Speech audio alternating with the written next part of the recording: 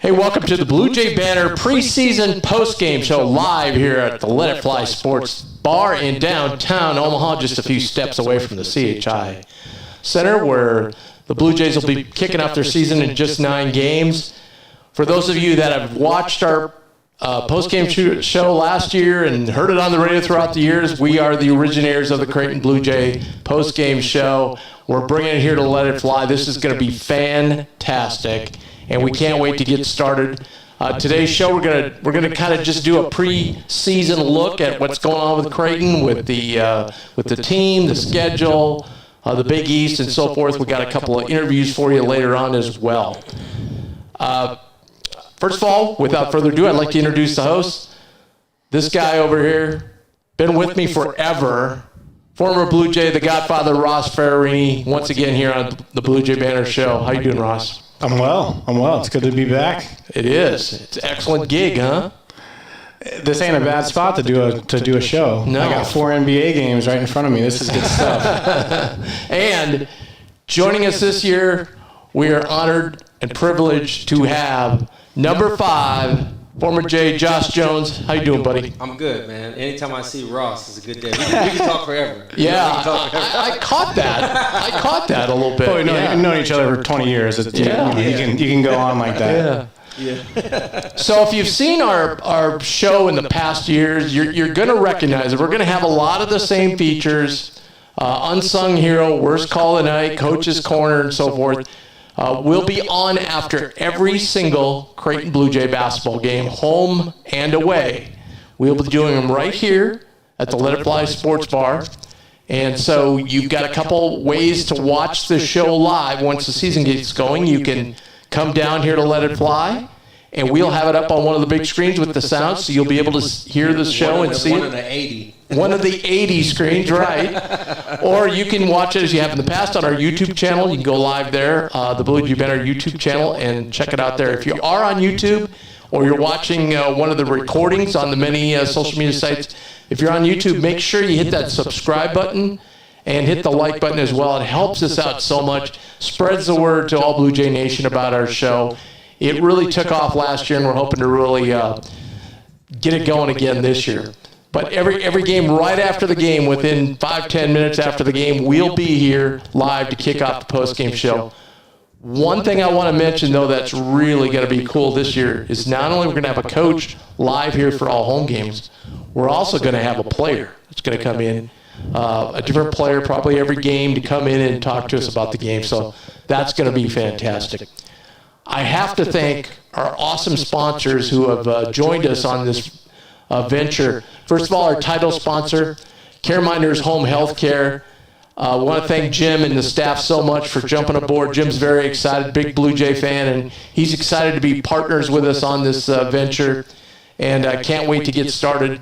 And then also a sponsor has been with us for a long time on Bluejay Banter, and that's Equitable Bank. Doug Nodgaard, another huge fan, the president of Equitable Bank, and we're excited to be joined by them as well. If you'd like to be a sponsor, hey, just send us an email, bluejaybanter@gmail.com. We'll talk it out. It's a great way to just get your word out about your business to so many people, not only online, but going to be live here in the bar. You know, after some games, this place is going to be packed, and you're going to be able to have your logo and message up on the board. Not only that, a lot of the perks that we're giving you here at Let It Fly are going to be awesome. So check it out. Send me an email at bluejaybanter@gmail.com, and we'll check it out. One last note before we start talking about the Jays this year.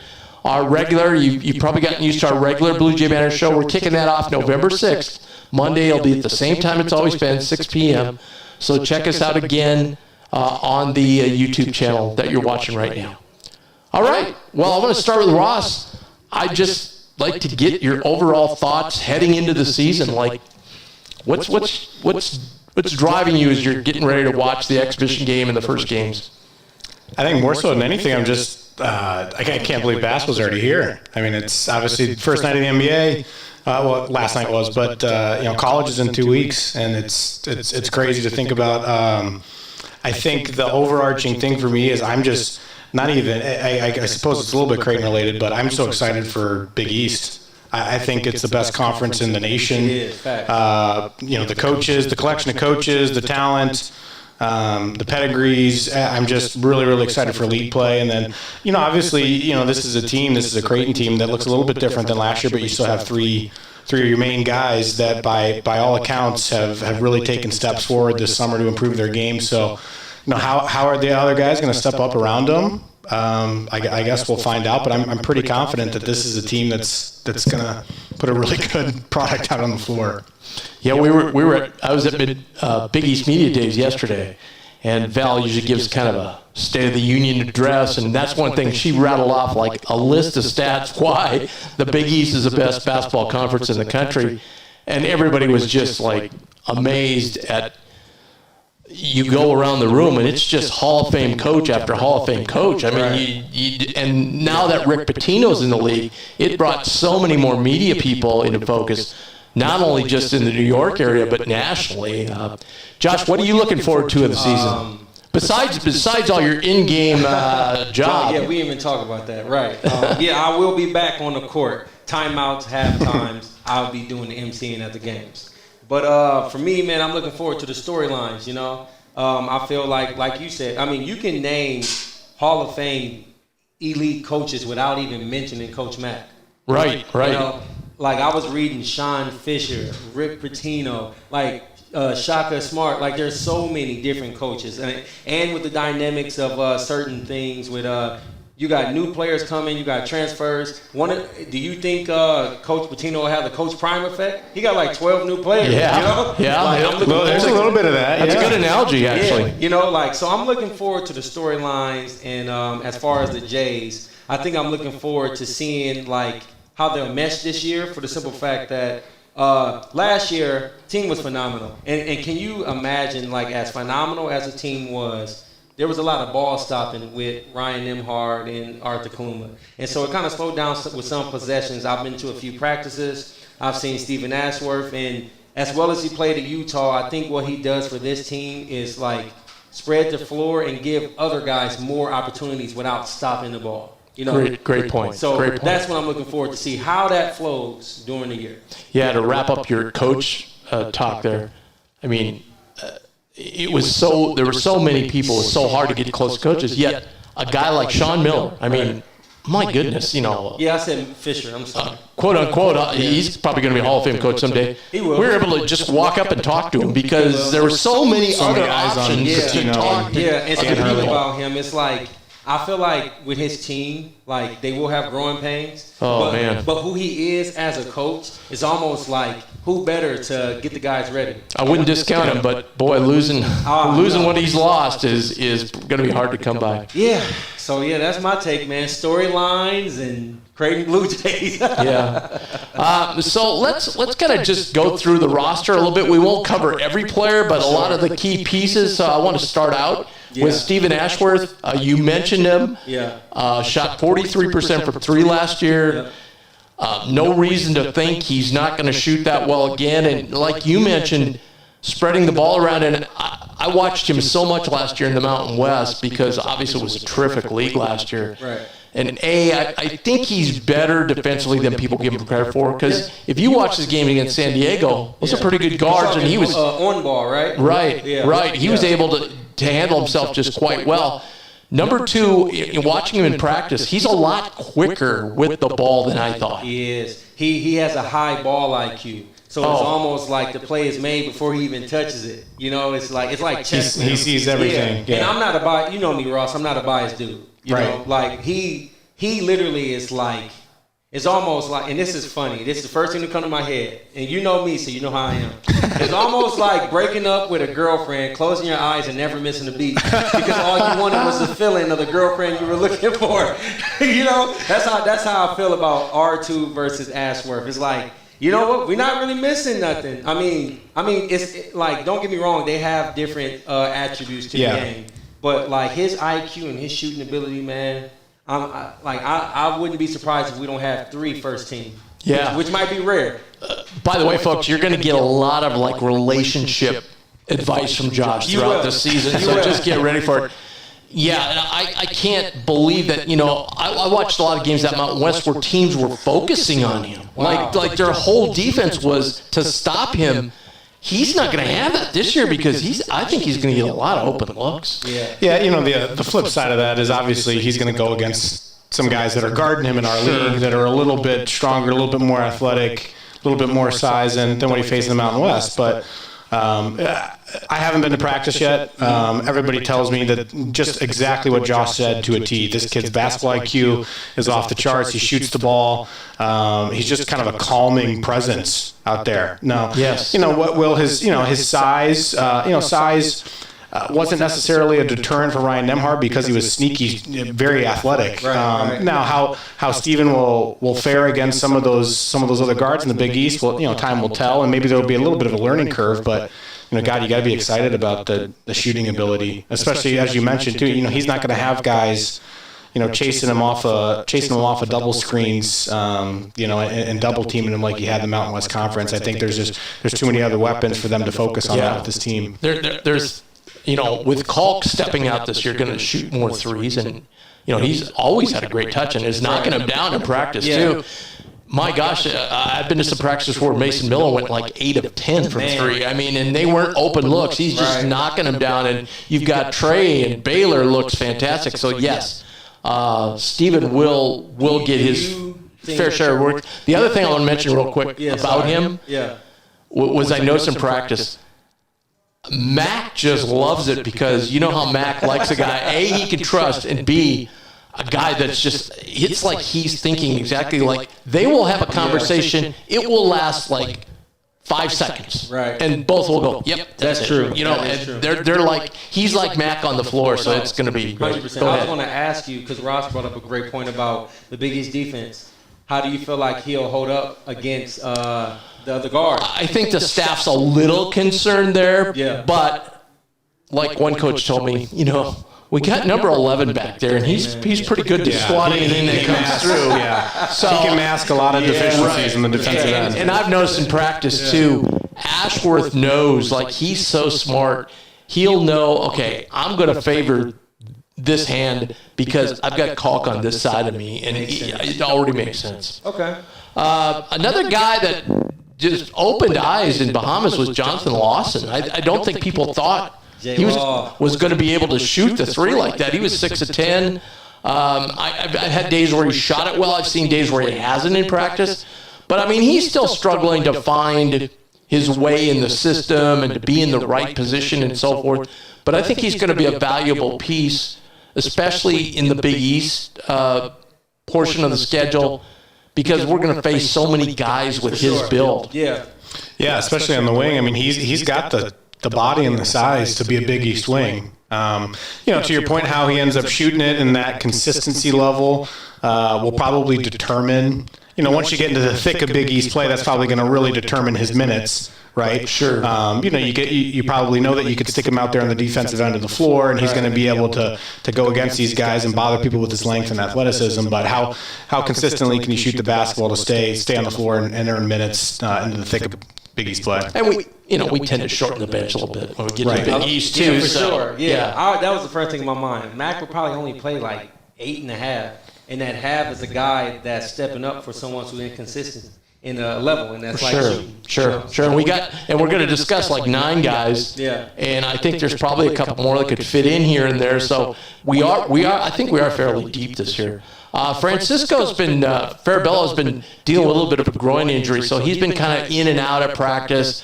There's been practice he hasn't shot particularly well just because that groin's been bothering him. He hasn't got a lot of look. But I spoke to Mac about him yesterday, and he said, man, he's been really good, and he's worked so hard in the offseason, and he goes, I really expect him to have a big year, especially from shooting the ball. Yeah, I think last year what I appreciate about him was his veteran experience. He didn't shoot it as well from three as I would like, but we made up with that with all the different weapons we have. I'm looking forward to him to go out with a bang and shoot higher percentages from three.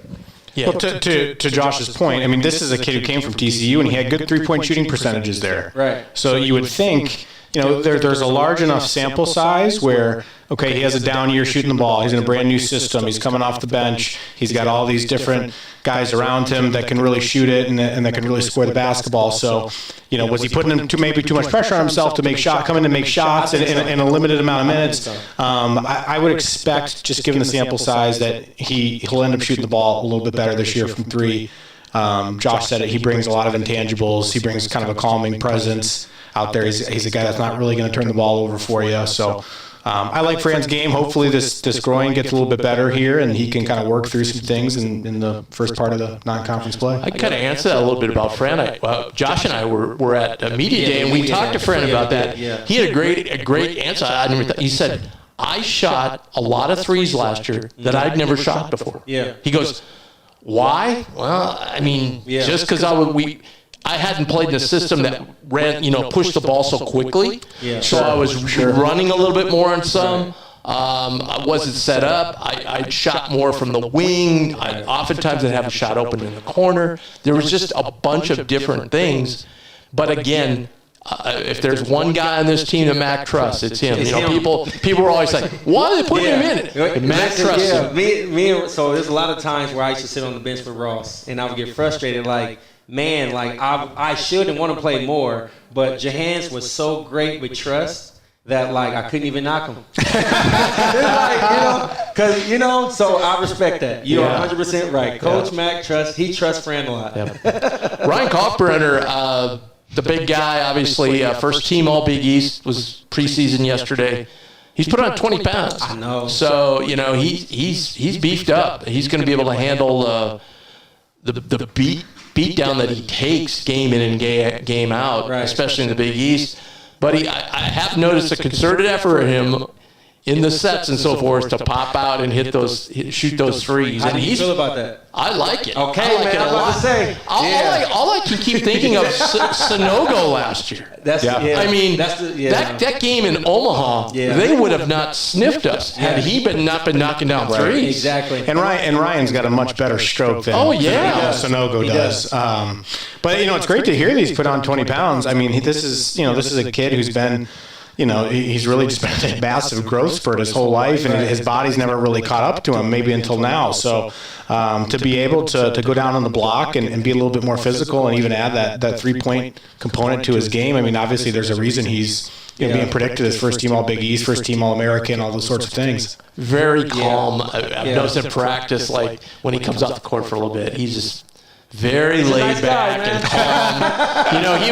He was very the first 2 years very uptight, hard on himself. Right. He's not that way at all. No, not at all. And that's just the experience. I think the Big East in general, each year that he's played, there was something that he can really key on and take away and come back and get better. If he shoots the three the way that we're talking about, Creighton goes a little further than what they naturally should go, and also Baylor Scheierman goes from second team to first team. I agree with that, but we're gonna win the national title. So how can we go further? That is true. Let's move on to Mason Miller. Like I said, a guy that's what the practice I've been in. And I know one day Mac was talking to him. He's like, put his arm around him. Goes, all right, you got to start stacking these. Yesterday was a great day for you. Now today, I want you to stack another day. Keep stacking great practices. Right.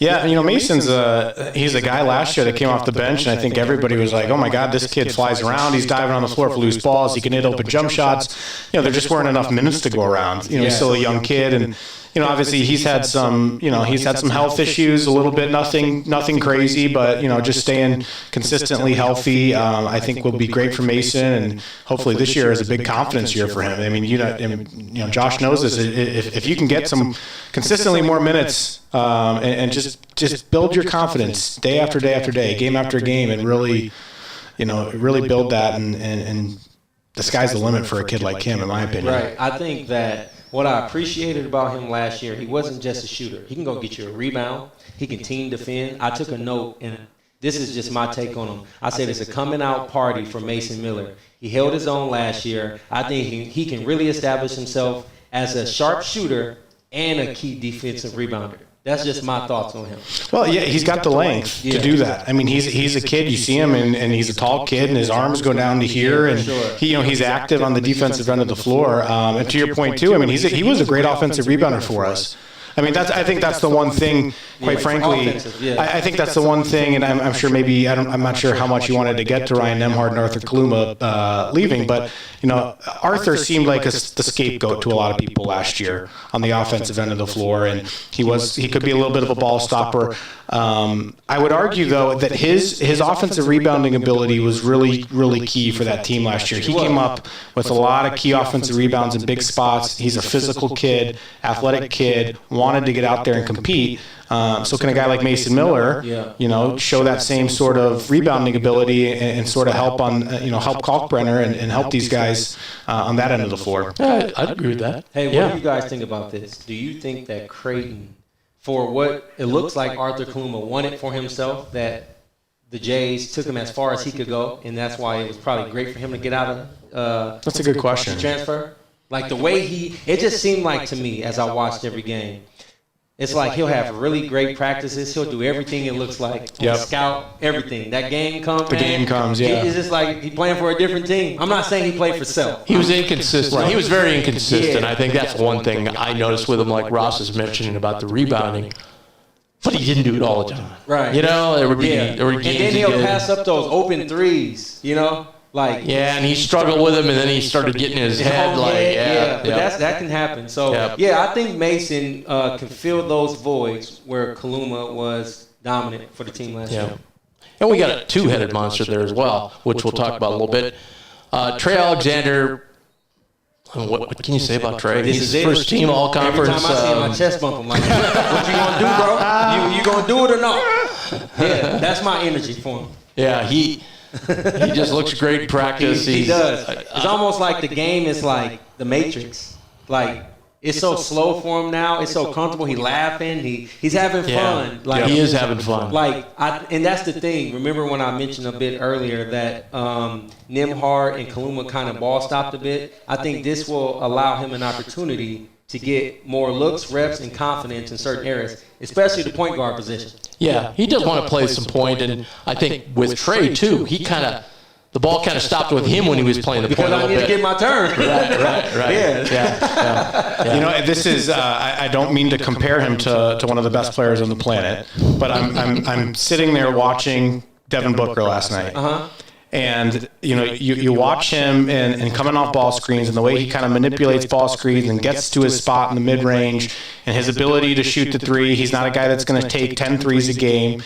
There's a lot of similarities offensively to Trey Alexander. Again, I'm not saying he's Devin Booker. You're saying that he feels the game. He feels the game that same way, and it's a little bit more slowed down to him. And he's a guy that he's got the size for a wing at the Big East level to be really effective. Obviously, everybody knows him on a national level now. So to what Josh is saying when he sees him, it's on you this year. It's one of those types of years where it's like, all right, everybody knows your name now. Everybody knows who you are. Can you bring it consistently every night? It was a lot of I could have did more. He was always consistent on what he did, but it almost wasn't on his shoulders because there was Kaluma, there was Nembhard, there was more Baylor, guys, Baylor's. But now, he's in a position to where Baylor has to do his thing, but he has to rise to the occasion as advertised. How about that? Yeah, Frederick King, the guy that I really think. What number would you put on this, Ross? 200 schools, 250 schools that he'd be starting at? Man. He'd be starting a lot of places. That's crazy. Yeah. What's interesting is, we went down to Vegas last year, and we did lose those two games. Mm-hmm. And Fred started for Kalk. And obviously there's a little bit of a difference there in what the team does and what they're comfortable with. But Fred played well those two games he started. And this is a kid, and you, Tim, I marveled at Fred last year because he has been playing basketball since he was 14, 15 years old or whatever it is. Right. He's a kid that's just continued to get better. He's got the build for this league, and I think we should feel backup bigs with his size don't grow on trees. So we should feel very, very fortunate that we got a guy like Fred coming off the bench for us. Absolutely. We're talking about Mason Miller and Kaluma leaving and so forth. I think the thing this year, what's really good for our team is Isaac Trout. Because he brings a different dynamic when he comes in. He does. A little bigger than Mason, much more physical than Mason. And in practice, he's been shooting it very, very well. I think teams are going to try to test him.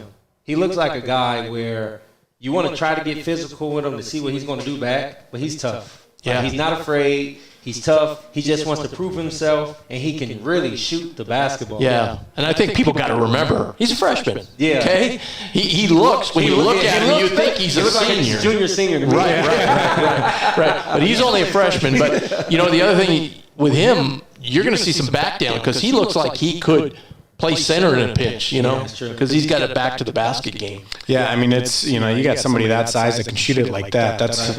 That's a huge positive to any team. And it's going to be interesting to see Isaac on the defensive end of the floor. Is he able to go out and guard fours? I have no opinion on that. I mean, I think of a guy like last year, Prosper, who's not at Marquette this year, obviously, but there he would have struggled, right? Because Prosper's just so quick, But physically, he'll be able to handle, and we're not hopefully going to have to ask him to play, 30 minutes, another thing Matt can do that's what's so versatile about this lineup, he can always slide Baylor down to the floor too. So he's got some options. If you slide Baylor to the undersized four, which could be nasty, who you put at the one? Who's the one and the two? Well, you'd still have Ashworth, you still have Trey, and you could go for Bello at the 3. Yeah.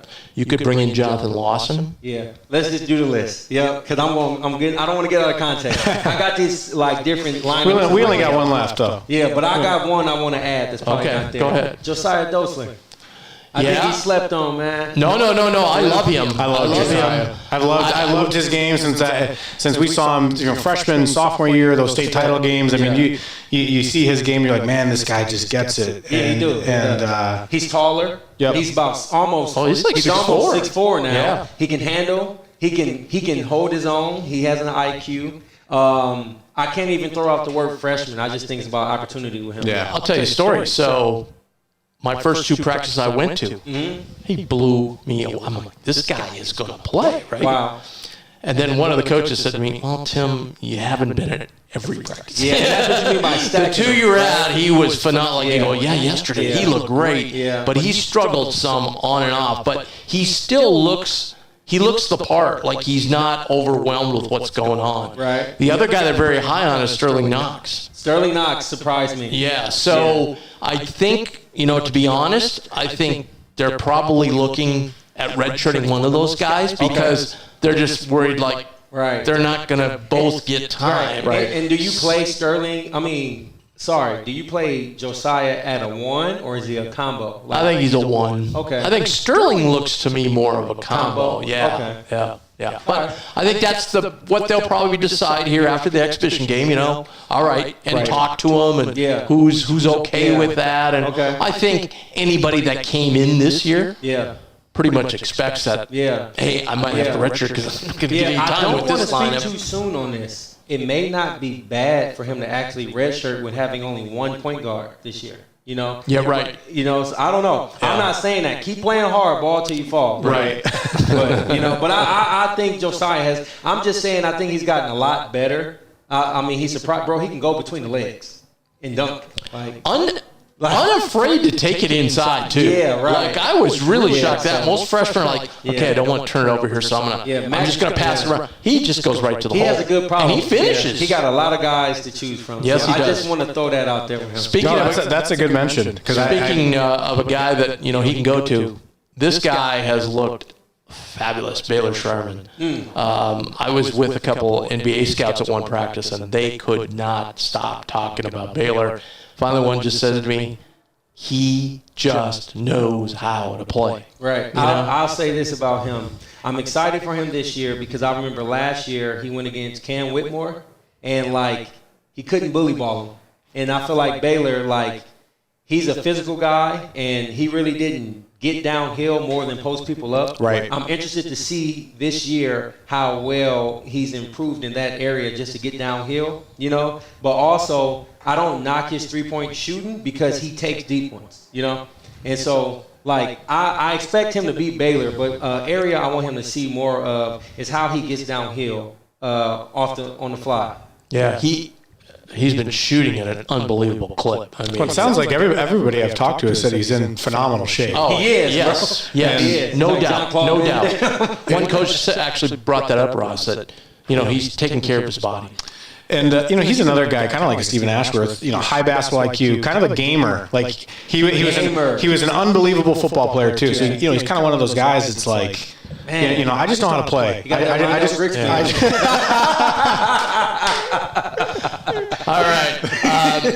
But that's kind of a breakdown of the roster, and those player breakdowns were brought to you by CareMinders Home Health Care, our title sponsor. Huge Jays fans, we want to thank for their sponsorship. When you're in need of care for your injured, ill, or senior loved one, reach out to CareMinders Home Care. Their agency is comprised of certified caregivers who have many years of experience. You'll receive versatile, flexible, and customized care for your loved one, and that will bring you comfort, peace of mind, and well-being, which is so important to you as well. So give a call, 402-532-1383, or check everything they do out at caremindersnebraska.com. We appreciate their support so much. By the way, speaking of Baylor, I believe we were able to track him down yesterday in New York, and we have a little interview that we did with him, so we'll take a look at that right now. Here with Baylor Scheierman.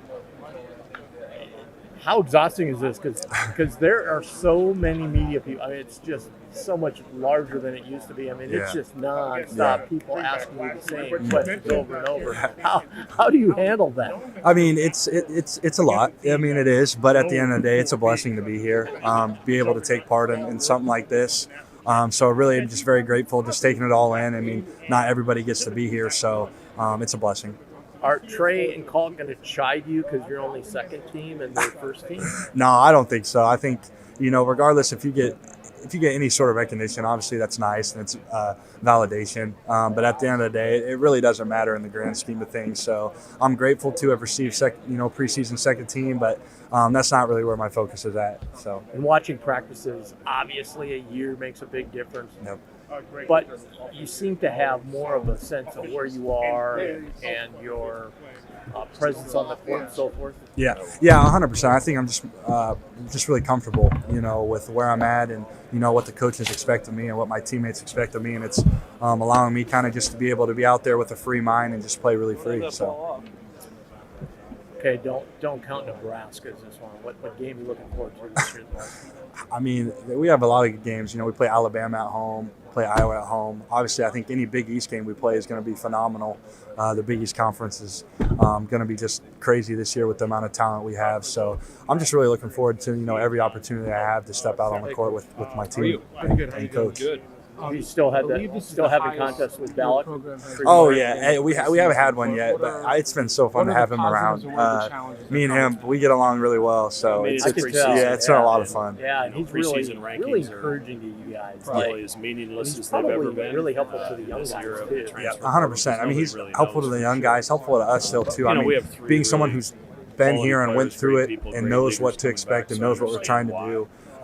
He just really understands, what we're going through. So it's always nice to have him. Thanks, Baylor. Safe trip home. Thank you.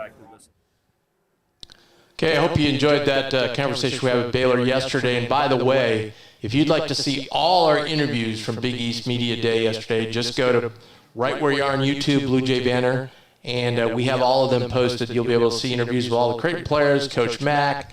We were able to talk with Coach Crutchfield from DePaul. We were able to talk with Sean Miller from Xavier, and then we were able to talk to a couple of Marquette players as well, which is really interesting. And then we had a nice conversation with Raft. So always good. Coach Stubblefield. What did I say? Crutchfield? Yeah. No, that would be UNO. UNO. Right? You know they got Omaha connections, right? Yeah, I know. Stubblefield. I went to the Boys and Girls Club with his daughter. Yeah. Oh, okay. Yeah, and he raved about, go check out the interview, he raved about Dana and everything that Dana taught him, and so we talked to him about Dana, that. assistant at Oregon. Yep. Yeah, so that's great. And then, Raft immediately went back to, when you guys were playing, he immediately went back to Doug and going out with Doug after the games, you know. Pretty boring. No. But those clips and that trip was sponsored by Equitable Bank. We take banking personally. They've been proudly serving communities in Nebraska since 1882. Wow, that's a long time. As years gone by, times have changed. Equitable Bank has evolved with technology, providing new and improved services to customers while offering superior customer service and satisfaction. You know, a perfect example of this is their location over on Pierce Street in Elkhorn. I was just in there today. Wow, what a fantastic lobby when you walk in. It's not like any bank lobby you've ever seen. It's open, it's clean, it's exciting. Just walk in there, and obviously their staff is always totally friendly, immediately there to help you with your needs. 2 locations, the one in Elkhorn, as just mentioned, and then the one in Old Mill right south of the Charles Schwab building. That's Equitable Bank. We take banking personally. Also at Media Day yesterday, we got a chance. I know it's a guy, Ross and I, we've talked to this guy so many times, and he's so great to talk about because he used to be the beat writer for Providence. He's now gone on his own, Kevin Mack Sports, and he's been around longer, I think, than anybody covering the Big East, and he knows so much about it, so much about the history. He's so tuned into all the teams. It's amazing. And we want you to hear the interview we had with Kevin, because he's going to break down a lot of the different things in the Big East. We talk about a ton of things. We talk about Ed Cooley. So if you don't mind right now, we're going to let you have a piece of that and listen to Kevin McNamara. All right, we're with our great friend, Kevin McNamara, K-Mac Sports. Always good. I just got to thinking the last time you and I talked here was the COVID game. Remember that? That's right. Remind me, Creighton against the St. Johnnies? John's. The Johnnies, yeah. They played a half. Yeah. And then we all went home. Yeah. That was bad. That was bad news, man. Yeah, that was crazy. Yeah. Under a little bit better circumstances, what's impressed you today, just talking to different coaches and players? Yeah, you know, I'm an old man, so I've been coming to this for a long time, and the star power here, not only with returning players, you know, just think about the returning players at Creighton, Kalkbrenner, Baylor, right? I mean, all around, obviously Alexander. Pretty much every team, every upper-level team has multiple starters back. That doesn't happen a lot in college basketball. That's A. And then the coaches. I said it last year. I think the collection of coaches in this league is the best in the country, especially after the retirements in the ACC. And they added Rick Pitino. He's pretty good. Yeah, it just blows your mind. You go down the road, and it's just Hall of Famer after Hall of Famer. I mean, last year you couldn't get near Sean Miller. He's sitting on by himself because everybody's all over the place. It's crazy. Yeah, really good. Crazy. Big changes at Providence, obviously. Yes, for sure. Talked to some of the players. They seem pretty confident, though. You know, you still got a guy like Devin Carter, who's just a tremendous player, just a bulldog. Bryce Hopkins. Yeah. Well, that goes without saying. Yeah. What's the outlook for the Friars? Yeah, I think if you ask me to pick the league, Providence should be ahead of Xavier, especially knowing Xavier's injuries. I think maybe the coaches might have voted before they knew that Fremantle and Hunter were out for the season. So I'd say 5 or 6. You know, St. John's, new team, like a new team, right? Yeah. And a new coach. Providence, I think, has a little more back and a little more cohesion. Providence will benefit. They went to Spain almost as soon as Kim English was hired. So he's a new coach, but he's coached these guys for a while now. And I think they're a little thin inside, but I think they can be what they usually are, borderline bubble team plus and in the tournament. I want to ask you about UConn, because usually you and I are pretty close on UConn. I was surprised nationally. I get they won the national title. They lost a lot from last year's team. I mean, those 2 guys were key. 3 guys were key players. I was surprised that they had leapfrogged Creighton. Now in the voting, they flipped Creighton around, which I think, and Creighton Marquette very close. I think that's more of the way I would have had it. Yeah, I think it's really tight. You know, I actually had Creighton in my top 25 poll ahead of everybody. I had them first, winning the league. Again, just because of what they have back. I have not seen UConn's freshmen. And I know Castle gets an awful lot of run. I've heard good things about all of them.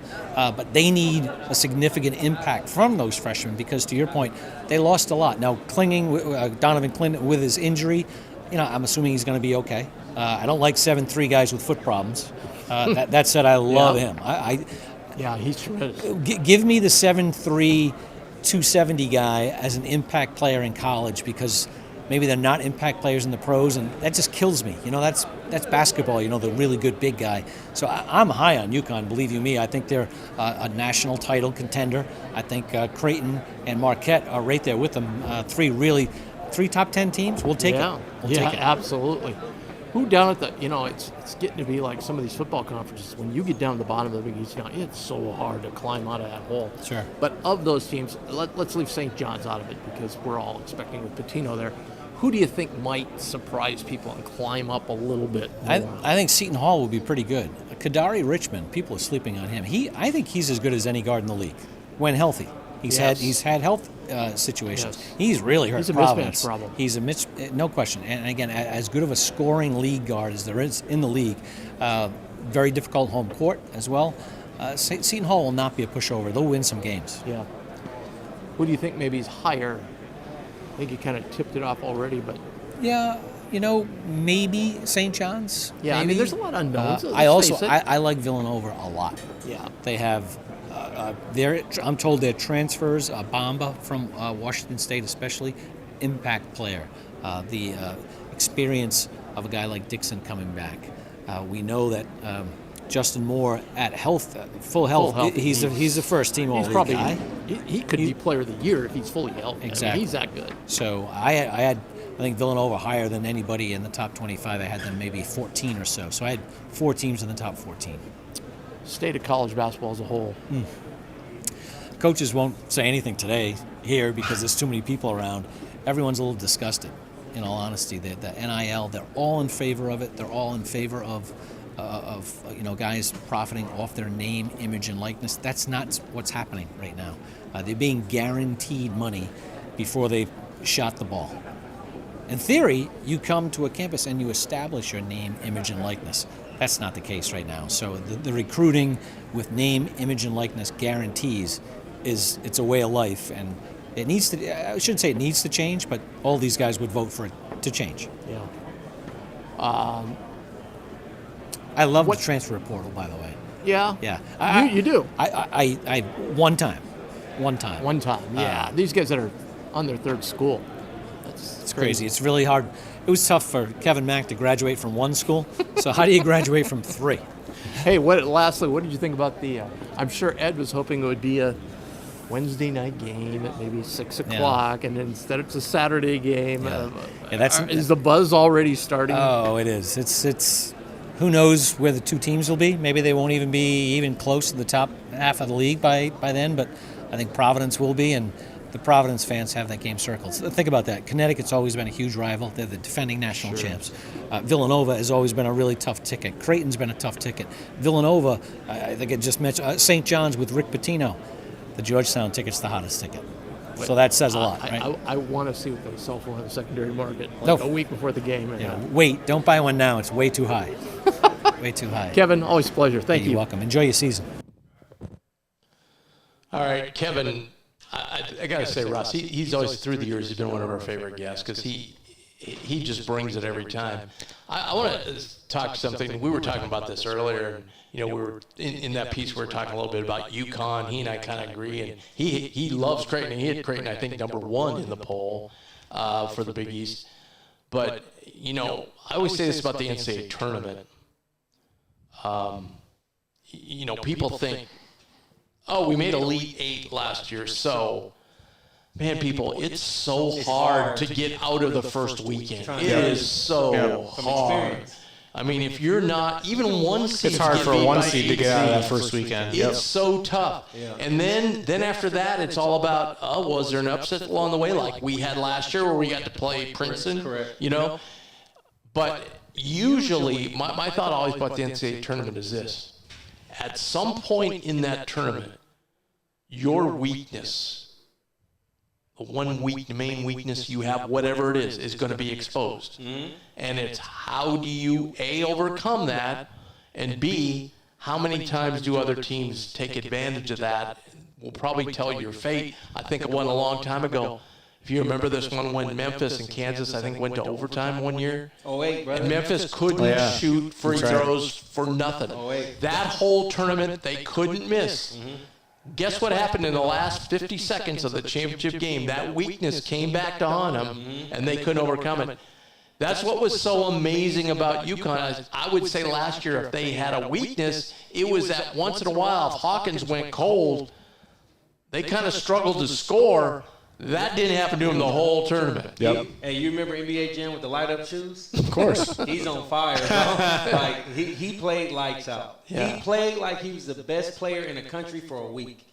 And that's really what matters. You know, he never cut it off. And I just remember when they were playing in the Big East tournament, I literally said to myself, this team is going to win it all. And the reason why I said that, and biasly as a Creighton fan, obviously I cheer for us, but I felt like the way he was playing was a confidence that nothing mattered. It didn't matter about a mistake. It didn't matter about anything. He just kept playing like he was going next chance, next possession, and his team fed off of that.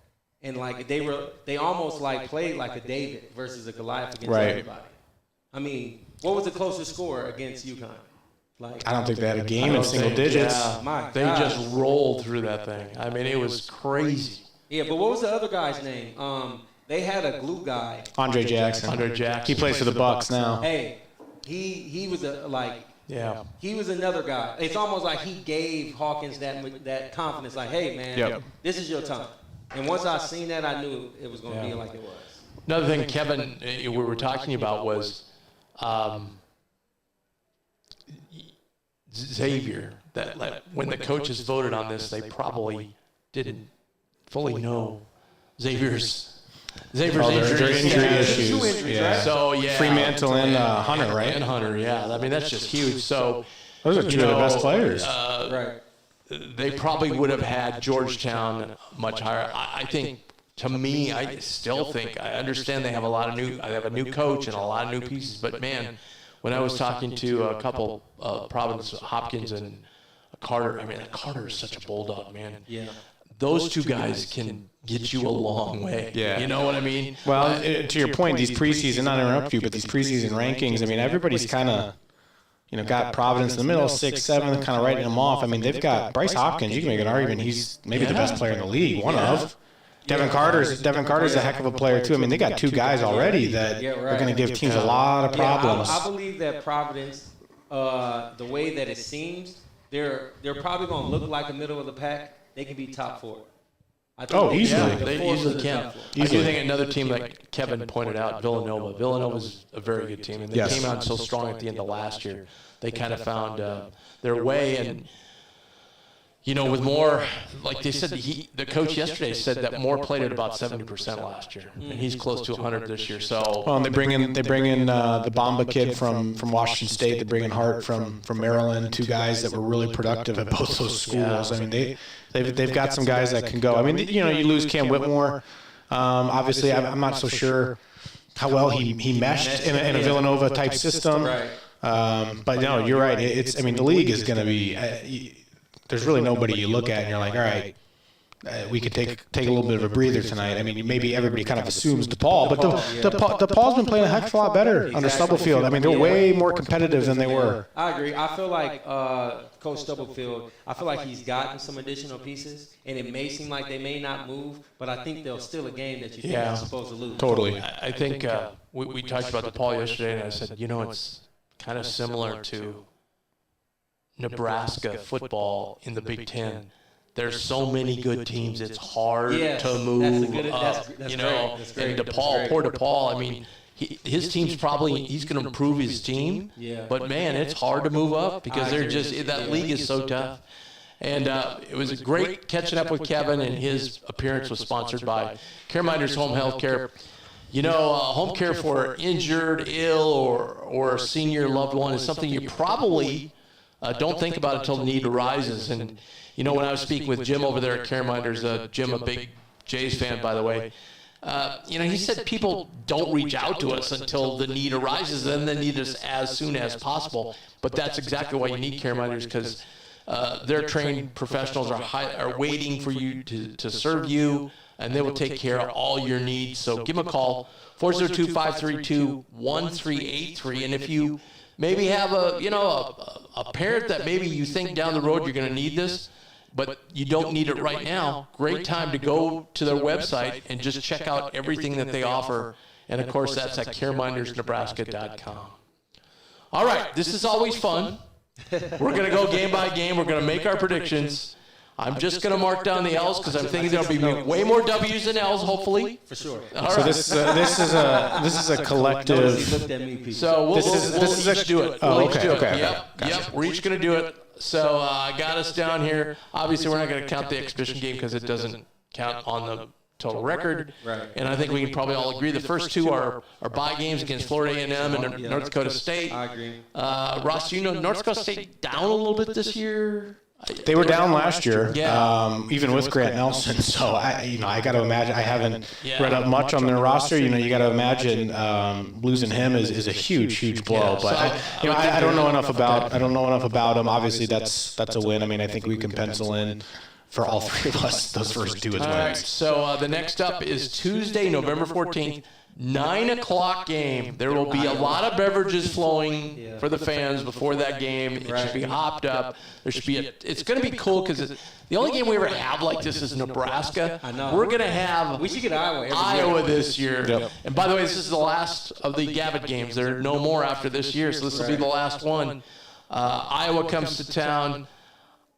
I don't think we're going to have a problem. No, I think I know the style of play that Iowa has. The reason why they'll lose is because I feel like you can have guards that play hard all the time.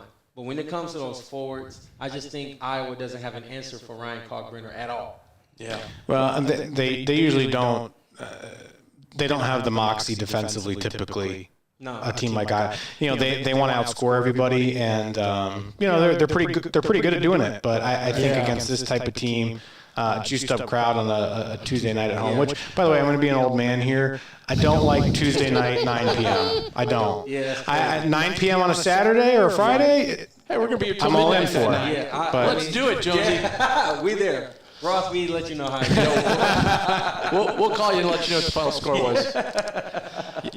Then we move on. We're going to have Texas Southern, so we're all agreed they're going to win there. Right? Yep. I don't think they're going to have any problem down in Kansas City with any of those three teams. I do want to shout out somebody, though, at Wayne State. So my neighbor, Brian Inselman, his nephew, Evan, he had heart issues, man. And he was thinking about hanging him up. He had atrial flutter, just like me. I talked to him a little bit. I'm not going to make it seem like I was there all for him the way I probably could have did more, but I got a lot going on. But, man, he beat it, Nice. Good for him. He's on the Wayne State. Good for him. Good for him. So I just wanted to shout that out for sure. But where we're at, Loyola? Well, we're going to Loyola, Boston College, Colorado State. We don't think. Jalen Dawson, though, from Omaha Central. Oh, that's right. He plays for Loyola. Yeah, He's a nice player too. They won't win, but I just want to show him. Yeah, he was a nice player. He's a nice player in high school. All right. I would expect, though, real quick, Colorado State was a little bit down last year. They had some injuries. Nico Medved, who came from Drake, who originally was at Furman. Yeah. He's done a good job there, and they've done Schoolers down in St. Thomas. Exactly. And funny enough, David Roddy was just on the screen right ahead of us for the Memphis Grizzlies. He was the stud that killed us for Colorado State 2 seasons ago, but they'll be a little bit better this year. Yeah. All right, I think the first kind of like one you look at and say, at Oklahoma State, first time we went to a true road venue. Yeah. Gallagher is a tough place to I was thinking play. that. That's why I started smiling. Oklahoma State's been on the fringe of the NCAA tournament the last couple of years, so it's not like they're a pushover at all. They've had some pretty good teams. I'm going to tell you like this, man. I'm going to be completely honest with you. I think that Creighton has been playing so well this whole offseason. I think they get out of there with a win. Yeah, they're a team that Oklahoma State's a team that prides himself defensively, physicality. I went to a Big 12 tournament game between them and Oklahoma last year. The final score was literally like 45-41. It was disgusting. But I think kind of to Josh's point, we've had enough experience against really tough, physical, defensive-minded teams that I think these guys kind of know what to expect. I've seen Oklahoma State games on TV. It's not Fog Allen. It might be a tough place to play, but I think we walk out of there with a win. Well, just like Oklahoma, if you watch Oklahoma State games, this is an 8 o'clock midweek game. It's a grinded game. It's like A lot of their fans come from Oklahoma City, there won't be as many there, and the place probably won't be full. Depending on, we could be number 2, 3 in the country by then, and maybe it'll be packed. They're going to Who try to knows? slow us down, Right? But the thing is, you said Kalkbrenner put on 20 pounds. So I'm really leaning on like Creighton just being too mature, too experienced. Yep. And Coach Mack is a tedious, tactical X&O coach and players coach. So we get up out of there, man. We see you back in Omaha. All right. I'll just be shocked. We owe them one. I'll be shocked if we don't just blow out Nebraska. I'll be really. I don't know about blow them out. I'm a little bit skeptical of that, but I would also be surprised if we've dropped 2 in a row to them. 2 years in a row. Yeah. I think you'll have, there's where Baylor, and somebody said this to me the other day that, Baylor came in last year, you got high profile, high energy, high personality guys like Ryan Nemhart, Arthur Kaluma, so he probably just took a step back and went, I don't want to be, I'm just here. This year he's taking the step up to lead. Yeah. And as a Nebraskan who grew up in the middle of the state, he's going to tell every one of those guys that maybe doesn't have quite the history. Look, this means everything to our fans. This is it. And that's why I'm trying to tell you, Ross. I was on the court. Where I MC from, I see the players' reactions. Creighton owes Nebraska. Yeah. They're going to blow them out. Okay. But late. I hope you're right. Not during the stretch of the game. It's not going to be 40-9. No. Yeah. It's not going to be Kansas versus Nebraska when they recruited me. It's going to be Creighton versus Nebraska where Creighton second half they just play harder. Just pull away. Keep pulling away. I mean, you got a first team Big East player in Alexander. You got a borderline first East Big East first team player in Scheierman. Ryan Kalkbrenner is probably going to do what he did plus more this year. The leadership is crazy. And Ashworth, there's no way Creighton doesn't blow him out. And the other thing you worry about sometimes teams go in there and shoot poorly. And so that'd be my only concern there. It's a win, though. I think we're all on a win. It's a win. Central Michigan, it's a win. Away at UNLV. Now, this is going to be interesting because they're not playing in Thomas and Mack. They're playing out at Henderson. Oh, that's a win. They're playing out, which is a fairly small arena. I think it's a new Why won't arena. they play at Thomas and Mack? Well, I think that's just the arrangement. It's the, what's it called? It's like a some Jones Classic. Something classic, yeah. Oh, that's what it was last year, right? Right. Okay.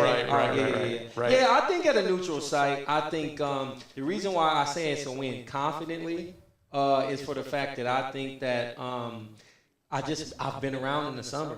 I keep going back to what I'm saying about players are made. How's it go, Ross? It's players are made. There's a certain in the summer, the work that's been put in, man. I just feel like this team is. To be battle tested. Yeah.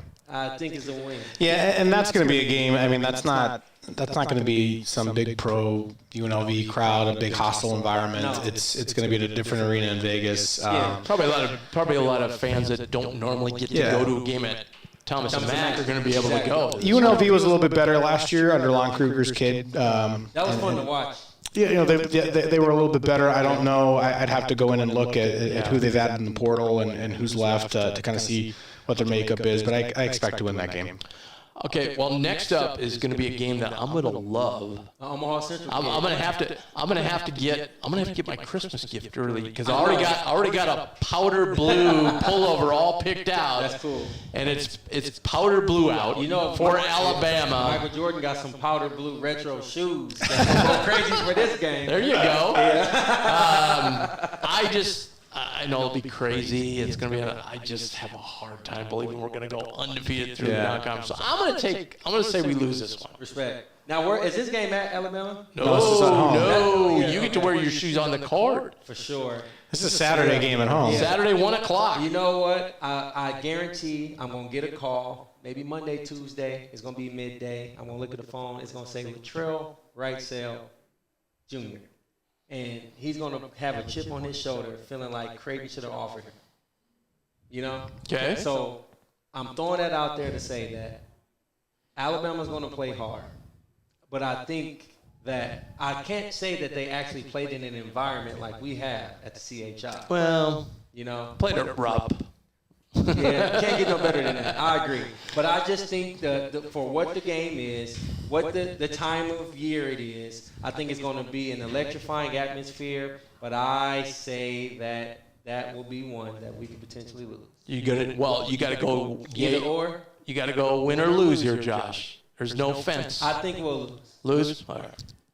I think we'll lose. So this is your second Central Eagle. It is. You On the can't beat schedule. Central. You can't play Central twice and just win. No, I'm playing. Honestly, and I just feel like they'll be battle tested there. I think Alabama. I think they'll be ready. They're well coached and they play hard. No, they're talented. I mean, the Grant Nelson, every program in the country wanted Grant Nelson when he left North Dakota State. We wanted him bad. Right. Latrell Wrightsell, to Josh's point, he's an in-town kid. He went to Central. I thought he was a really good player for Cal State Fullerton. But it's tough when you play in those little conferences, man. It's like, and I'm not knocking where he came from. It's just like the Big East is a different animal. Yeah, I think we'll end up winning. It'll be a tough game, but I do think we'll end up winning. I do change my tune. I think Big East game number 1, the very next game against Villanova against home, I think we're going to lose that game. All right. So we're going to win that one. Win You're already Alabama, saying a loss to Villanova. Yep. I'm going to say we win that one. What about you, Josh, against Villanova, the conference opener? I say we win that one too. Holiday, 8 o'clock Wednesday. Yeah, People be primed for that. I think so. Yeah, I think so. I think Villanova. If playing them again could be a different conversation, but I say we win here. Then we take 10 days off for the holidays and we go to Marquette. I'm sorry. So we're all in agreement. So we're and non-conference right basically there. one loss Yeah. before Christmas. Would love to be undefeated by Christmas. Yeah. And the thing is, I want our fans to understand it's okay when we talk about this now. We've dropped 6 in a row and went to the Elite Eight. Kevin McNamara said, he goes, I think the champion of this league is going to have 5 losses. The league is that tough. Yeah, it'll be a dogfight every night. Yeah. Right. So I'm going to say a loss at Marquette. I think so too. Okay. And the thing is, you got to talk about how great of a player and leader Tyler Kolek is. So he had so many people I around love him, but Kolek's game. I watched him at the interview table Okay. with the same steely-eyed focus he plays basketball with. Just, boom, boom. It was amazing. I got a chance to talk to him for like 10 seconds when he left the table. Yeah. The nicest guy, nicest kid ever. How tall is he just- when you walk up on him? I would say 6'3". Wow. I swear I felt he was about 6'1 and a half. And maybe because I'm 6'2 and I was a distance from him. Oh, okay. You know? I'm like 6, so Yeah. I was kind of, The thing that I appreciate about that Marquette team, there's not one standout NBA draft lottery pick guy. I just feel like it's a group of guys that are really, they're stars in their role, and their coach knows how to make them play. I got to tell you this because you'll appreciate this. So we did an interview with David Joplin. Oh, okay. And so I said, so you got a lot of good shooters on this team. I said, who's the best shooter? He goes, me.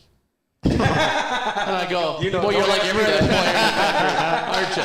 And I said, you got Cam Jones on your team? He goes, yeah. He goes, yeah, I'm better than Cam Jones. See, you know why I respect him? Because he's keeping it real. He is a good shooter. Yeah, he it's is a like good riding a shooter. They have a really good team. It's going to be really difficult to go in and win there.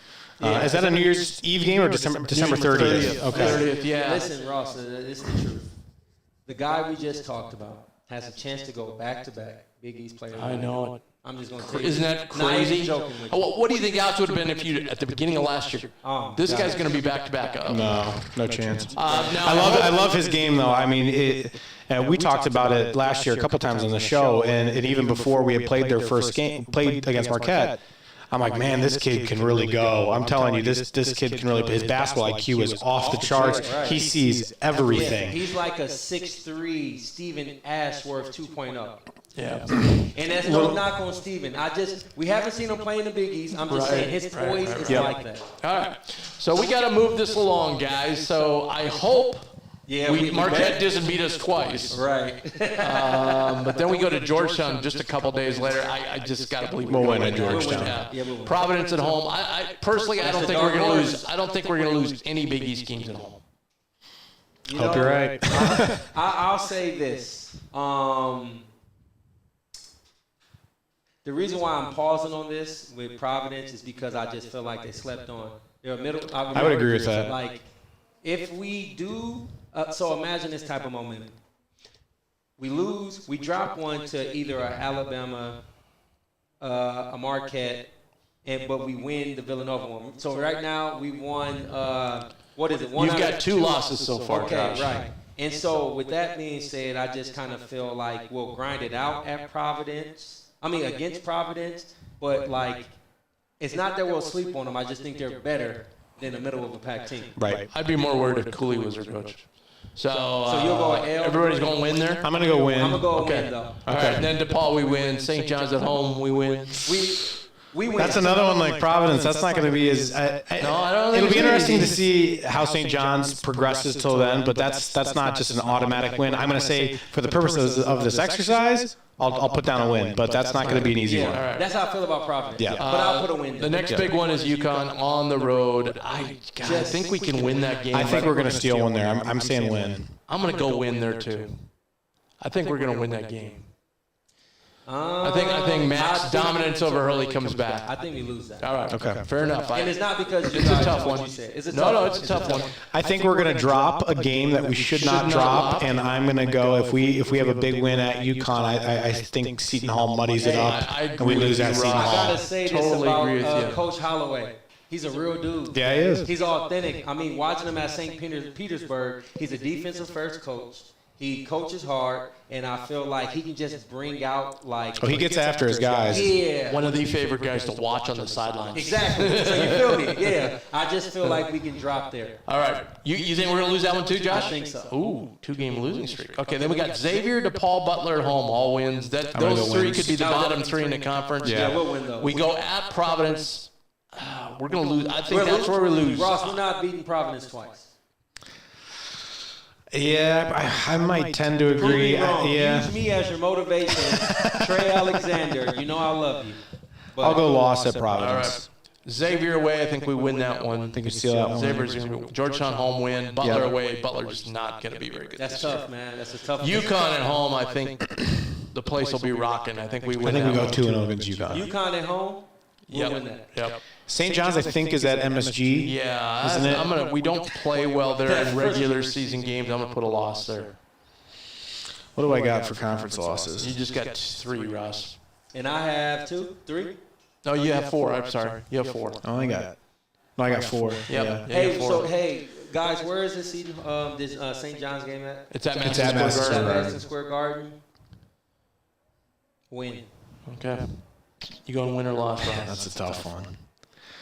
I'm gonna say win. Okay. I'm gonna say win. We beat Seton Hall, Marquette, and then we ended up probably, the way I have it, I have 4 conference losses. This is probably for the conference title. We have to win this game. I say we beat Villanova. I don't know if it's going to be for the conference title or not. I think we lose at Villanova. Okay. I was between. I think we're going to lose one of St. John's or Villanova. Put me down for Villanova. Okay, so Ross has 5. Disclaimer: we hope none of these happen. By the I'm way, with 5 Ross. conference I'm with losses, Ross. 5 total. We all have 5 total losses. I say Josh we- and I have 4 conference losses, 1 non-conference. There you go. So 15-5. 15-5 in the conference. That's pretty good. So That's pretty good. That's pretty good. Yeah. And the thing is, I feel like Creighton, Marquette, highly ranked in the country. So with that, That'd be 24-5. That would give us Be looking at a 1 a seed. 1 or 2. Yeah, right. 1 or 2 at the worst. So Now, remember, someone said if we're worse than what we say, we win the tournament. Right? Is that what you said? I think we're going to win the tournament this year. Yeah. So Like there we you are. go. Right. We could lose. Yeah, I could see us losing that Villanova game. That'd Yeah, be I tough. could too. Yeah. Well, we hope you enjoyed it. By the way, so if you're in Let It Fly, we can look across out our window here at the podcast studio. There we are on the set. That set looks amazing, doesn't it? Doesn't that look great? Yeah, right. Great job to our wonderful producers, Matt and Zach, for their work on that. Your pupil. Your Right in front, you got this is Let It Fly Bar is the home of the Let It Fly beer from Infusion Brew. We got some of those right here. They also have tons of merchandise. So check out all the J stuff. Got great Let It Fly caps right in front. If you haven't been in here, I've been talking, it's been like 50-50 people haven't been in here. If you haven't been in here, you're going to be blown away when you walk in here. Right. Yeah, the TV setup in this place is a is big time. high-end sports bar. Yeah, don't mind me if you're asking me a question and I'm like, huh? Because there's so much TV, so many Tons of games. You know, obviously with a name like Let It Fly, this is going to be a place Creighton fans are going to shout come out to Mike Miller too. Yes. Because I didn't, before this was established, I thought Let It Fly was just a tag.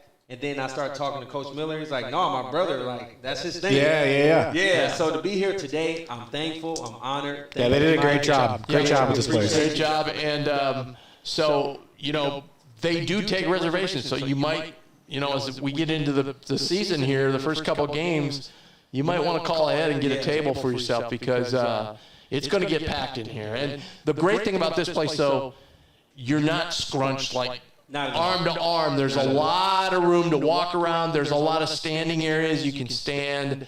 There's places on the upper floor where we are where you can just sit and look at the screens. And oh my gosh, you got to come down here for an NFL Sunday. It's got to be amazing. So we want to thank everything at Let It Fly Sports Bar, LIF as we like to call it.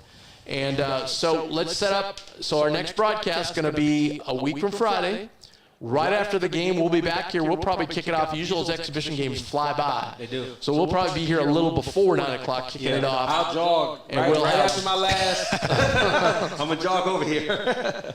And, you know, Josh could maybe give us a shout-out when he's on the Oh, floor, yeah, Ross. for sure. That'd be nice, wouldn't it? That'd be cool. Yeah. Hey, he's got a lot of duties though. If he forgets, that's I get it. He's got a lot of duties on the floor. Talking to Mr. Odom over there at the new assistant athletic director, and they got a lot of cool stuff planned this year. They're going to make some changes from some of the things maybe some of the people didn't like. Hopefully you like me. He was very open to some of the ideas I had. I don't know if he's going to take them, but they're kind of cool. Yeah. You know, me and Marcus were trying to tell him about the bluebirds on the banner. I kind of liked that. Yeah, for sure. When we had that. Anything. Marcus, I think, kind of liked it. Anything more than what we had. Yeah. By the Good enough for me. way, another reason to go to our YouTube channel and check out here. We did an interview with Marcus Blossom That'll be yesterday. tight. That was great. He was fantastic. He's a real guy. He is. Yeah. He is. We'll also have DJ Ivan Alvarez here too with me. He's the one who produces all the music for the games. He's my right hand man. He'll be right here at Let It Fly after the games too. Awesome. Ivan can spin too. He can. Yep. All right, man. So check us out 9 days when we open the exhibition season. Thanks for joining us.